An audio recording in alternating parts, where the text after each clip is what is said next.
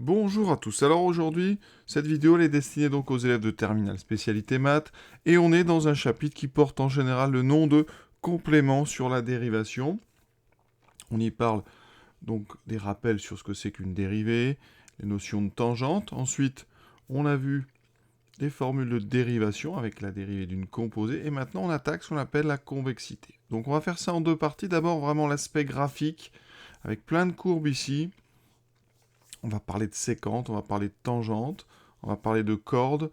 Voilà, il va falloir vraiment bien regarder, parce que là c'est très visuel. Et après on fera une quatrième partie sur les calculs qui permettent d'obtenir de la convexité avec la recherche donc, de la dérivée seconde. Voilà. Donc, qu'est-ce que la convexité? Pour débuter, on va regarder la courbe de la fonction carré. Donc la fonction qui a x associe x2. Je vais me placer à un endroit de cette courbe, ici, voilà, au point A. Et je vais placer un deuxième point plus à droite, donc n'importe où, on le fera bouger après, voilà. J'obtiens donc un point B. Alors, en termes de vocabulaire, ici, quand on trace la droite AB, on trace ce qu'on appelle une séquente. On s'est servi déjà de ces séquentes, vous vous rappelez, pour rapprocher la tangente. La tangente, c'était la position limite des séquentes. Donc cette droite AB, on l'a déjà rencontrée, ça s'appelle une séquente. Le segment AB, lui, et c'est lui qui m'intéresse, c'est ce qu'on appelle une corde. D'accord? Donc je vais le tracer. Ça, c'est donc une corde. On rencontre ça quand on est dans le chapitre sur le cercle au collège. Une corde, c'est un segment qui relie deux points d'un cercle.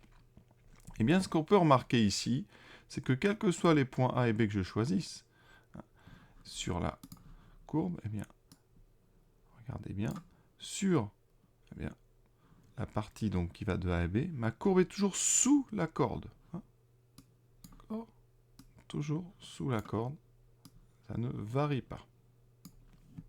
On peut donc dire que pour la fonction carré, eh bien, quand on prend deux points A et B sur la courbe de cette fonction, eh bien, le segment AB est toujours au-dessus de la courbe, donc entre A et B.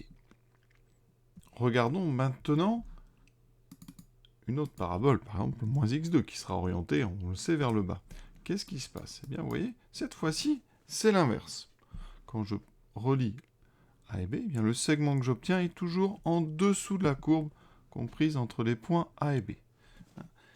Ça, c'est quelque chose qui est intéressant. Regardons une courbe un petit peu plus compliquée. Ici, j'ai pris x carré plus x cube plus x. Donc, polynôme de degré 3. Et vous voyez que là, c'est un peu plus compliqué que ça n'en a l'air. Ici, au départ, j'ai mes cordes, vous voyez, qui sont en dessous. Mais à un moment, et quand je suis par ici, vous voyez, les cordes, eh bien, elles traversent la courbe à plusieurs endroits. Donc, ici, ce qu'on pourrait dire par rapport à ce qu'on vient de voir, c'est que on a l'impression que au départ, on a la même propriété que la parabole inversée. Vous voyez, on dirait que la courbe, eh bien, elle est plutôt orientée vers le bas. Et dès qu'on a passé l'origine, alors on va déplacer le point aussi, quand on est sur la partie droite de la courbe, on a l'impression d'avoir une sorte de parabole, donc orientée vers le haut. Donc on a des successions comme ça de phases, où la courbe est plutôt du type parabole inversée, et ensuite parabole orientée vers le haut. Alors, ce ne sont pas des paraboles, c'est des fonctions du degré 3, mais c'est l'idée, la forme. Dans le premier cas, on dit que la courbure est vers le bas. Dans le deuxième cas, la courbure est vers le haut. Et ça va nous donner donc l'idée de définir ce genre de choses. Et la définition, eh bien, ça sera ce qu'on appelle la convexité. Il y a deux types de convexité, deux types de formes. Les formes orientées vers le bas, qu'on appellera des formes concaves. Donc on dira que la fonction est concave quand sa courbe, eh bien, elle est plutôt du type orienté vers le bas. Et forme donc une fonction convexe quand elle aura une courbe qui est plutôt orientée vers le haut. Donc ça, il va falloir mettre des définitions précises là-dessus. Et donc, on va commencer les définitions avec les notions de segment A et B, c'est-à-dire les notions de corde. Définition qu'on peut donner donc d'une fonction qu'on dit convexe. On prend une fonction f définie sur un intervalle i, ça c'est très important, on va travailler par intervalle. On prend CF sa courbe représentative, ce qu'on appelle son graphe, dans un repère orienté. Alors là, on va parler orienté de façon habituelle, ça veut dire les y vers le haut, les x vers la droite. Et bien dire que f est convexe sur l'intervalle i, mais ça signifie que, quels que soient les points A et B que vous prenez sur la courbe, le segment AB se trouve au-dessus de la courbe entre A et B. Je vous ai donné 3 exemples ici. On va les regarder. Vous voyez, là, j'ai tracé un segment AB. Je peux en prendre un autre. Hein. Voilà. Quels que soient donc les points que vous prenez, quand vous reliez, vous êtes au-dessus de la courbe. Voilà, la corde, ce qu'on appelle la corde, est au-dessus de la courbe entre A et B. Pareil ici, vous pouvez avoir des angles. Hein. Ça ne pose pas de problème. L'important, c'est que quand vous reliez comme ça 2 points, on se trouve au-dessus. Alors, vous connaissez beaucoup de courbes hein, qui correspondent à des fonctions convexes. Ici, c'est la courbe de la fonction carrée. Des vedettes des maths, on verra un petit peu après, eh bien vous avez la valeur absolue, l'exponentielle. Tout ça, ce sont des fonctions convexes. Donc, pour ces fonctions-là, quand on tracera la courbe, eh bien le segment AB, quel que soit AB donc sur la courbe, eh bien, se trouve toujours au-dessus de la courbe. Et c'est ce que je proposais. À gauche, les 4 courbes sont des courbes qui correspondent à des fonctions convexes. La première, c'est la courbe donc, de la fonction carrée qu'on a regardé tout à l'heure, vous voyez. On a bien cette orientation vers le haut. D'accord, à chaque fois, on va comme ça, on appelle une courbure vers le haut. Et donc, quand vous allez tracer eh bien, n'importe quelle corde, on se trouve au-dessus de la courbe. Ici, donc, la valeur absolue. Alors, sur GeoGebra, on trace abs de x, sinon, bien sûr, nous, on la note x avec 2 barres. Eh bien, vous voyez, c'est une courbe qui a un angle, hein, mais quand on relie 2 points, hein, voilà, quels que soient les 2 points, vous êtes au-dessus.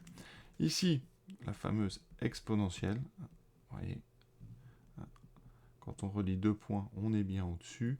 Et ici, la courbe de 1 sur x, donc la courbe pardon, de la fonction inverse, qui a x associé 1 sur x, mais là c'est inverse donc sur uniquement la branche de droite, c'est-à-dire sur les nombres strictement positifs. Et vous voyez, quand je relie comme ça le point, je me trouve toujours au-dessus. Alors après, maintenant, je vais vous donner la définition d'une fonction concave. On prend une fonction définie sur un intervalle i, cf sa courbe, voilà, toujours dans un repère classique. Dire que f est concave sur i, ben ça signifie que quel que soit cette fois-ci les points AB que vous prenez sur la courbe, le segment AB se trouve en dessous. Donc on va regarder nos vedettes ici. Alors là, ben vous devez reconnaître, c'est la branche de la fonction inverse, mais sur moins l'infini 0. Vous voyez, quand je relie 2 points de la courbe, je suis bien en dessous. Alors ça, c'est particulier, ça veut dire que la fonction inverse, vous voyez, elle est convexe pour les nombres positifs et concave pour les nombres négatifs. Donc on a quelque chose, vous voyez, qui peut varier en fonction de l'intervalle sur lequel vous vous placez. Ensuite, ici, vous ne connaissez pas encore à ce point de l'année, mais ça s'appelle la courbe donc, du logarithme népérien sur 0 plus l'infini. C'est une courbe, effectivement, vous voyez, qui a bien cette propriété. Quand on trace donc une corde, elle est en dessous. Ensuite, la fonction cube et sa belle courbe ici. Alors la fonction cube, elle est concave, mais uniquement sur la partie des nombres négatifs. Vous voyez, hein, ici, elle est concave sur R-, et vous voyez qu'après, elle est convexe. Donc on a comme ça alternance, une partie concave, une partie convexe. Ensuite, une fonction qui est plus tordue, hein, c'est la fonction ici cosinus. Eh bien, cosinus, c'est une alternance de parties concaves et de parties convexes. Le sinus aussi, d'ailleurs. Vous voyez, ici, on a une sorte, vraiment, c'est des formes globales, hein, une parabole orientée vers le haut, donc une courbure vers le haut. Et là, vous avez une deuxième partie. Hein, après, avec une orientation, on voit bien ici, donc vers le bas. Et après, on revient sur une troisième zone d'orientation vers le haut. Donc, on alterne convexe, concave, convexe. Et donc, le cosinus, ce n'est que ça. Convexe, concave, comme le sinus. Des fonctions comme ça, sinusoïdales. Alors, voilà donc la définition de ce qu'on appelle donc convexe et concave avec les fameuses séquentes. Donc, ces cordes, ces segments qu'on trace. Alors, après, on va passer à une deuxième étape. On va utiliser les tangentes. On va regarder maintenant, hein, dans les deux cas, convexe et concave, qu'est-ce qui se passe pour les tangentes. Et comme d'habitude, on regarde la fonction carré. On va faire un petit curseur, vous allez voir. Ici, donc, je mets un curseur qui ira de -5 à 5. Alors, sur mon... Voilà, ça suffit. Et je vais tracer la tangente. Une tangente, donc, au point d'abscisse petit a, mon curseur. Donc, je mets petit a, je mets le nom de la fonction. Voilà. Donc là, vous avez une tangente. D'accord? Alors je vais placer le point de la tangente. Donc ce point-là, il a pour coordonnées petit a et pour ordonner f de a. Voilà, il est magnifique. Et qu'est-ce qui se passe? Qu'est-ce qu'on peut remarquer déjà pour cette première tangente? C'est la tangente au point d'abscisse 1 ici. Eh bien la tangente, la courbe est au-dessus. Voilà. La courbe est toujours au-dessus de la tangente. Alors on va bouger la valeur de a, oui, et on va regarder. Eh bien vous pouvez remarquer que en tout point, donc ici, il y a des tangentes partout, hein, c'est une fonction dérivable partout. Eh bien en tout point, la tangente, eh bien elle a cette propriété. La courbe est toujours au-dessus de sa tangente, donc partout. C'est-à-dire vous pouvez tracer n'importe quelle tangente. Eh bien ici, la courbe de la fonction carré sera forcément au-dessus. Et ça, c'est très intéressant. On va regarder un petit peu avec nos autres fonctions. Alors évidemment, pour utiliser cette notion de tangente, il faut des courbes qui aient des tangentes. D'accord? Donc déjà, on va avoir un petit problème avec la valeur absolue. On va la regarder. Ici, je vais mettre abs. Donc AS, voilà, ça c'est la valeur absolue. Alors on a un petit problème en 0, parce qu'en 0, il n'y a pas de tangente. D'accord? Donc, alors ici, c'est une courbe qui est particulière. Elle n'a que deux tangentes. Sur le côté négatif, c'est celle-ci. Sur le côté positif, c'est celle-là. Donc effectivement, on peut dire, vous voyez, à chaque fois, sauf en 0, parce que là on a un vrai problème de tangente, vous voyez, la courbe est toujours au-dessus des tangentes, puisqu'elle est exactement confondue avec ces tangentes. Donc pas très très intéressant. Hein. Mais vous voyez ici, la partie rouge de la courbe, elle est bien au-dessus de la tangente que j'ai tracée. Donc la valeur absolue est toujours au-dessus de ces tangentes, évidemment, sauf la tangente en 0 qui n'existe pas. Alors regardons d'autres fonctions. Je vous ai annoncé l'exponentielle. Donc ici, exponentielle de x. La voici, magnifique. Donc, je déplace mon curseur. Et vous voyez, effectivement, on a la même propriété. À chaque endroit, la tangente, eh bien, elle a cette propriété. Elle est toujours sous la courbe. Autrement dit, la courbe de l'exponentielle est toujours au-dessus de toutes ces tangentes. Et ça nous permettra, vous allez voir, de trouver quelques inégalités intéressantes. Alors, donc, on a ça. Alors, on va regarder 1 sur x. 1 sur x, évidemment, sur les nombres positifs. Je vais regarder que la partie que j'ai annoncée convexe. Donc ici, je prends une valeur de a qui va être positive. Et vous voyez qu'ici, sur cette partie, on a encore cette propriété. La courbe de la fonction inverse est toujours au-dessus de ces tangentes sur les nombres strictement positifs. Et juste un petit point sur le programme. Voilà un extrait. Qu'est-ce qu'on nous dit dans le programme de terminal? Donc, on doit définir les fonctions convexes par la position relative de la courbe représentative et des séquentes, d'accord? Je vous l'ai dit, la courbe sur le segment AB est donc au-dessus ou en dessous des séquentes. Quand c'est convexe, on l'a vu, la courbe est en dessous. Et si la fonction est dérivable deux fois, eh bien, on va avoir à parler donc de position, vous voyez, par rapport aux tangentes. Et on verra par rapport à la croissance de f' et la positivité de f seconde. Ça sera dans la suite. Donc, vous voyez que cette position par rapport aux tangentes, elle est très importante. Elle est vraiment au programme. La définition qu'on peut donner, ou plutôt la propriété. Une fonction est convexe sur intervalle i si sa courbe représentative est située au-dessus de chacune de ses tangentes sur l'intervalle. Évidemment, s'il y a des tangentes. Et concave, eh bien, ça va être inverse. Il faut que la courbe soit en dessous de chacune des tangentes. Alors, on va regarder quelques fonctions ici, donc concave. Alors, concave, ici, on peut proposer alors la fonction 1 sur x, voilà, je l'ai déjà, mais sur l'intervalle, vous voyez, où on est sur des nombres négatifs. Bon, regardons les tangentes. Eh bien, vous voyez que, effectivement, la courbe est en dessous des tangentes, à chaque point donc, de cet intervalle. Alors, on peut regarder des paraboles inversées. Moins x carré. Ici, on recentre. Et vous voyez que partout, et bien sur R, eh bien, la courbe est toujours sous n'importe laquelle de ces tangentes. C'est-à-dire, sur n'importe laquelle de ces tangentes, ici, vous voyez. Et ça, c'est formidable comme propriété. Alors, qu'est-ce qu'on peut regarder comme autre fonction? X cube. Alors, x cube, on a dit, il y avait deux parties. Donc, on va vraiment les regarder plus en détail. Sur la partie des nombres positifs, vous voyez les tangentes, ici.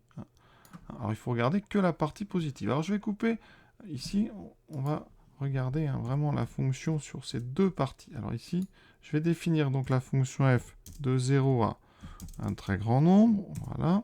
Et ensuite, même chose, je vais regarder la fonction donc f, mais sur la partie donc des nombres négatifs. Voilà. J'obtiens comme ça 3 courbes. Je n'ai plus besoin de celle-là. Oui, ça c'est la fonction sur R+, ça c'est la courbe pardon, sur R-. Oui. Donc sur R+, je fais bouger le curseur. On a effectivement la courbe qui est toujours au-dessus de ces tangentes. Voilà. Et donc la fonction cube, c'est une fonction convexe sur R+. On regarde sur R-. Voilà. Et bien sur R-, eh bien les tangentes, vous voyez, la courbe est bien toujours en dessous de ces tangentes. Donc effectivement, on retrouve encore une fois cette notion de concavité puis convexité. Donc premier bilan, fonction convexe, c'est donc une fonction pour lesquelles, eh bien, pour tout A et B, sur la courbe, le segment AB se trouve au-dessus de la courbe, et sur lequel la courbe est toujours au-dessus de ses tangentes. Ça, c'est la convexité. Pour concavité, c'est l'inverse. Maintenant, on va arriver à quelque chose d'important, ce qu'on appelle un point d'inflexion. Et pour ça, on va aller regarder encore cette fameuse fonction cube, avec son changement ici, concave, convexe, concave, convexe. Qu'est-ce qui se passe? Eh bien, on va regarder nos tangentes. Et on va regarder vraiment ce qui se passe au niveau du changement. Ici, c'est à l'origine. Donc, quand on s'approche, on a une tangente ici, vous voyez, la courbe rouge, la partie rouge est toujours en dessous. Dès qu'on est passé, la partie bleue, ici, ou violette, est toujours au-dessus.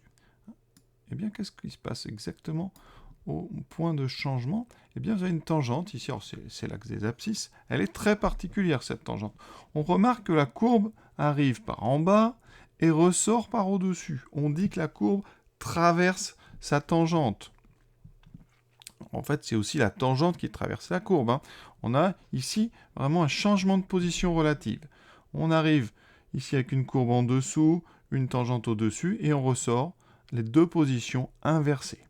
Et ça, eh bien, ça a un nom. On dit que le point A est un point d'inflexion. Un changement de position ici de la courbe par rapport à sa tangente. On est sur un point d'inflexion.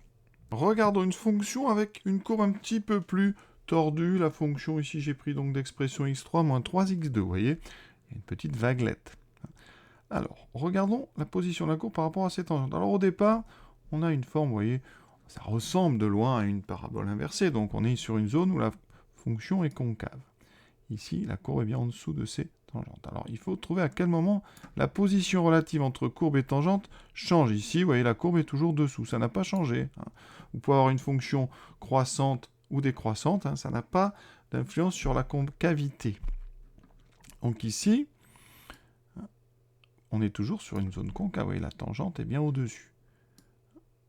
Là, ça commence, on y est presque. Vous voyez ici, on a encore un petit bout ici de la courbe, donc on n'est pas encore sur la zone, sur un changement. Ici, voilà, à cet endroit-là, qu'est-ce qu'on remarque? Alors, c'est pas au millimètre près, bien sûr. Vous avez toute une partie à gauche, donc où la courbe est sous sa tangente, et quand on passe ici la courbe, eh bien, elle a changé de position. On est arrivé par-dessous, on ressort par-dessus. Ce point-là ici, ça semble être un point d'inflexion. Alors, on va le marquer. Voilà. Et ensuite, alors, on va le marquer et on va essayer de trouver son ordonnée. On va dire que c'est 0,9. Allez, on va mettre 0,9. Donc, je vais tracer la courbe donc, de la fonction. C'est f, donc de moins l'infini, je vais mettre moins un gros chiffre, jusqu'à 0, je vous ai dit 0,9. Voilà. Vous allez voir ici. Donc, sur cette partie, effectivement, la courbe correspond bien à une fonction concave. Orientation de la courbure vers le bas, position, on est sous les tangentes. Voilà. On va placer le point d'inflexion, il est ici. Il ne veut pas s'y mettre, mais on va le forcer. Donc, ici, on va donc placer un point que je vais appeler le point B, de coordonnées donc 0,9, f de 0,9. Voilà. Voilà mon premier point d'inflexion. Maintenant, on regarde la courbe. Et on continue de faire varier notre tangente. Donc ici, vous voyez, position, hop, premier point d'inflexion. On continue. Ici, on est sur une zone, vous voyez, une courbure vers le haut. Et bien là, et bien jusqu'au bout, vous voyez, ça va être comme ça. Donc, eh bien, c'est une courbe qui possède un point d'inflexion, une zone donc, où la fonction est concave, et après une zone où la fonction est convexe. Et donc ça, c'est ce qu'on appelle étudier la convexité de la fonction. Ça donne une idée différente par rapport au maximum et minimum. Vous voyez, il y a sur la zone concave, on a des parties où la fonction est croissante et où la fonction ici est décroissante. Donc il n'y a pas de lien entre concavité et décroissance de la fonction. Et pareil de l'autre côté, vous pouvez être convexe en descendant ou convexe en montant. La définition qu'on peut donner d'un point d'inflexion, elle est la suivante. Soit f une fonction, c'est sa courbe représentative. On dit que C possède un point d'inflexion lorsque L, donc la courbe, traverse sa tangente en ce point. Et donc la fonction change de convexité. D'accord? Alors, ce qu'on doit savoir faire en terminale graphiquement, on vous donne une courbe et vous devez graphiquement arriver à placer les points d'inflexion. Alors on va en faire une pour vous montrer un petit peu ce que ça peut donner. Voilà une courbe, j'ai pris un polynôme de degré 5, comme ça j'ai quelques petites vaguelettes. Ici, ma tangente, donc vous voyez, elle avance, elle arrive. Alors au début, on est donc, vous voyez, sur une partie concave. L'orientation est vers le bas, la tangente est, la courbe est sous ses tangentes. Et on va regarder, alors vous voyez, ici, ce qu'on peut dire, déjà à retenir. Vous avez des sommets dans des courbes. Eh bien, entre deux sommets, il y a toujours un point d'inflexion. Si la courbe est régulière. Donc ici, vous avez un sommet. Vous en avez ici, ici on a l'impression qu'il y a un sommet. Donc ici, vous avez certainement un point d'inflexion à cet endroit-là, donc en moins 0,3. Donc je vais le placer, comme ça on les aura tous à la fin. Je vais l'appeler B, donc moins 0,3 et F de moins 0,3. Voilà, donc j'ai dû le rater un petit peu, oui j'ai mis un 0 de trop. Voilà. Ensuite, je continue. Voilà, donc ici, vous avez donc un sommet, un tout petit sommet ici. Je peux vous montrer si vous voulez, on va l'amplifier. Vous avez un léger comme ça. Comme ça, c'est pas mal. Voilà. On continue. Vous avez donc ici un léger minimum et là un maximum local. Donc entre les deux, il va y avoir un point d'inflexion. Donc là, vous voyez, la tangente est sous la courbe. On continue. Ah, on est par ici. Ouais, ici. Alors après, c'est pas extrêmement précis graphiquement quand il y a une pente comme ça. Donc on va le placer approximativement ici. Je vais le mettre à cet endroit. Il m'a l'air pas mal du tout. Donc je suis en 1,1. Donc ici, je vais placer mon point C de coordonnées. Donc 1,1. F de 1,1. Voilà. Et on continue. Vous voyez, en fait, il faut une règle. Et comme ça, on trouve à la règle approximativement les tangentes qui traversent la courbe ou les endroits où la courbe traverse sa tangente. Donc ici, on a donc un nouveau maximum, un minimum. Donc entre les deux, vous allez trouver un autre point d'inflexion. Vous voyez, alors vous voyez, je trace les tangentes jusqu'au moment où, hop, j'ai vraiment l'impression de cette position où il y a un changement rouge, noir, il y a une inversion. Donc ici, ça a l'air pas mal. Donc on est, vous voyez, en 2,8. Donc je trace le point D, je place le point D de coordonnées 2,8, F de 2,8. 2,8. Voilà. Et vous voyez que j'enlève maintenant mes tangentes, j'ai obtenu mes 3 points donc d'inflexion. Ça veut dire que eh bien, la courbe, cette fonction, elle alterne une zone où la fonction ici est concave, puis entre B et C, elle est convexe, entre C et D, elle est concave, et ensuite elle est convexe. Donc vous voyez, c'est comme ça. Hein. Alors, c'est approximatif graphiquement, mais vous devez apprendre à, comme ça, relier, à trouver les différentes zones de convexité et de concavité. Autre petite remarque, hein. Imaginez donc que vous circuliez sur la courbe, voilà, en allant vers la droite. Quand vous êtes au départ ici, vous voyez, l'intérieur du virage, vous avez un virage ici, l'intérieur du virage donc est vers la droite. À un moment, en avançant, vous voyez, quand vous êtes ici, l'intérieur du virage est à gauche. Donc quand on regarde à la télévision des courses moto, quand on fait de la moto, il y a un moment comme ça, quand on a des petits virages, comme ça, successifs, eh bien on change de position sur la moto, eh bien l'endroit où on change, c'est le point d'inflexion, c'est-à-dire l'endroit où le virage change de côté. Ici, vous êtes sur un virage, l'intérieur du virage est à droite, et dès que vous passez le point B, l'intérieur du virage est à gauche. On continue. Ensuite, quand on arrive à notre point d'inflexion suivant, le point C, là, pour l'instant, le virage, l'intérieur est légèrement à gauche, hein, c'est quand même quasiment plan. Et là, quand vous arrivez au point C, eh bien, le virage un intérieur qui est maintenant du côté droit. Donc il faut changer de position. Il faut répartir le poids différemment. Et ici, sur toute cette zone, ben, votre intérieur, il est à droite. C'est une partie où la fonction est concave. La courbure est vers le bas. Ça ressemble globalement à une parabole orientée vers le bas. Et sur le point D, changement soudain, l'intérieur du virage passe à gauche. D'accord ? Vous êtes entré dans une zone où la fonction est convexe. Voilà un petit peu comment on pourrait aussi interpréter ça en termes plus physiques. Alors ce qui nous attend dans la quatrième partie, c'est l'introduction de la dérivée seconde. Parce que là, on a appris à repérer graphiquement si une fonction était concave ou convexe, et on va essayer après de le faire par le calcul. Et ça va faire appel à la dérivée seconde. Donc on a pas mal de choses encore à faire. Sur les positions par rapport aux tangentes, des exercices qu'on peut proposer aux élèves. C'est par exemple celui-ci, on prend la fonction exponentielle, voilà, sur R, évidemment, on sait qu'elle est convexe. Donc, d'après la propriété, alors je vais retracer la courbe rapidement. On est sur une courbe comme ceci, voilà, là on est en 1, au niveau de 0, ça vaut 1. Vous savez donc que la courbe est toujours au-dessus de toutes ces tangentes. Eh bien, ça peut donner lieu à des inégalités assez sympas. Par exemple, si je prends la tangente au point d'abscisse 0. Alors, ça me permet de vous rappeler la formule. La tangente, quand la fonction est dérivable, bien sûr, son expression, son équation, c'est y égale f' de petit a fois x moins a plus f de a. Moi, je regarde en 0. Donc, j'ai besoin de f de 0. F de 0, c'est exponentielle 0, ça vaut 1. J'ai besoin de f' de 0.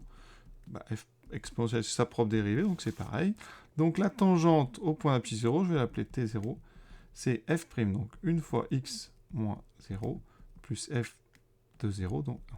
Ça veut dire que c'est y égale x plus 1. Voilà. Mais qu'est-ce que je vous ai dit? T est en dessous. Ça veut dire que les valeurs de la fonction sont toujours plus grandes que les valeurs que vous obtiendriez avec l'expression x plus 1. Donc, pour tout x appartenant à R, eh bien, exponentielle x est donc obligatoirement supérieur ou égal à x plus 1. Puisque les positions relatives, t, enfin c, la courbe donc, de l'exponentielle est au-dessus de t0. Et elle se coupe d'ailleurs au point d'abscisse 0. Et donc, ça nous donne des inégalités. Ça veut dire que l'exponentielle, qui correspond donc à les valeurs d'ordonnées de CF, seront plus grandes que les ordonnées que donnera t0, c'est-à-dire x plus 1. Donc voilà une démonstration rapide d'un encadrement. Et d'ailleurs, avec cet encadrement, on en déduit une limite. Par exemple, la limite d'exponentielle en plus l'infini, c'est plus l'infini. Voilà. Et vous pouvez faire ça avec n'importe laquelle des tangentes. La tangente en 1, la tangente en 2. Voilà, si on regarde par exemple la tangente en 1, f de 1, c'est E1, donc c'est E. F' de 1, c'est E aussi. Oui. Donc, la tangente au point d'abscisse 1, son équation, c'est donc E fois x moins 1 plus E. Et donc, on obtient une deuxième inégalité, c'est que l'exponentielle de x est toujours plus grand ou égal à l'exponentielle. Donc, au nombre E fois x moins 1 plus E. Voilà. Et vous pouvez comme ça multiplier les exemples avec toutes les fonctions qui sont convexes. Quand les fonctions sont convexes, vous pourrez dire que la valeur de la fonction est supérieure à la valeur que vous donne la tangente. Autre propriété qu'on peut utiliser, je prends une fonction convexe, donc f convexe.